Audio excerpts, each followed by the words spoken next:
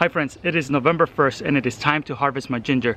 Tonight in Zone 7A, Northern Virginia, we're going to experience 31 degrees, which means that anything that is frost tender is going to freeze tonight. So if I want to save anything like my taros and my gingers, I need to dig them out right now, put them in pots, and then put them inside my heated greenhouse so that I can have them going for a little longer. I want to see if I can grow even more ginger out of the harvest that I get today. So let me show you how I'm planning to do that. I bought ginger from the store in January of 2023 and I put it indoors on top of my heat mat, and that sprouted some little eyes. I put them in the dirt in May after the frost had passed, and now I have fresh ginger growing. This right here is my first ginger harvest. I harvested one bunch earlier in the season because I wanted to see how I was doing, but this is my first harvest of ginger here. I used non-organic ginger from the store, and that was the cheapest way to get it growing. And see that little knob right there, this one is the original one, and then everything that grew from that is just a bonus. So you can see those extra little eyes right there. Those are going to turn into stalks, and these stalks put out more rhizomes. So the more eyes your ginger has, the more rhizomes you get. For example, you see this one here, the little knob putting out a new shoot. So if I put this into the ground in a big pot like this, I can keep it indoors, or I can keep it in my greenhouse that's back there, and hopefully it will grow even more next year. So the ginger is under here, and I got to dig it out carefully not to disturb too many of the roots. But anyways, I'm gonna just take it out and put it in that pot. This one, you can see the piece that was the original seed is bigger than this one, so that's why I want to let it grow even one more season. And there's a baby one in here.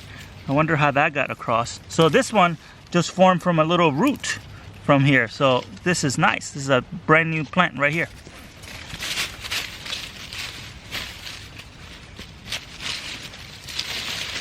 The smell from this ginger is intoxicating. It almost has a cinnamon smell, which is so interesting. This is so cool. I could also take some of the tops from here, and I don't need the whole top to be in there, and I'm gonna use those for making teas. This plant right here is the biggest one, and I have a feeling that is because it was at the very corner and it got the most amount of sun right here. So next year I'm gonna try to plant the ginger in a more sunny location. That's a good looking piece of ginger right there, and the plant is beautiful.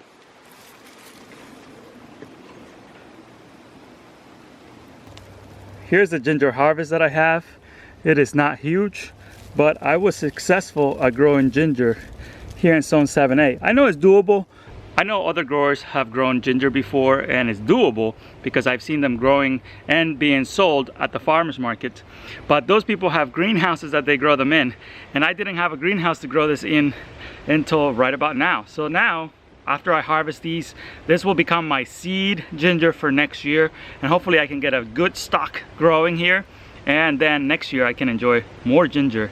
I love the fresh ginger taste. I love cooking it in stir fries, and the last time I harvested one of those little tubers, I had it in a stir fry, and every time I bit into the fresh ginger, it was like an explosion of flavor in my mouth that I've never experienced before. So if you've never grown ginger before, I definitely recommend getting some seeds starting, getting some rhizomes started so that you can get them growing next season. I know that you can buy them at the store, or you can wait for a farmer's market friend to sell it to you.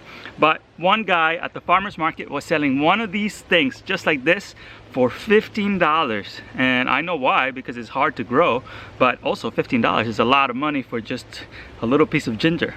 And I love growing fruits and vegetables that are rare to Zone 7A. So if you enjoyed this video, please make sure that you check out my YouTube channel. I have a lot of videos there on how to grow rare foods and regular foods here in Northern Virginia, Zone 7A.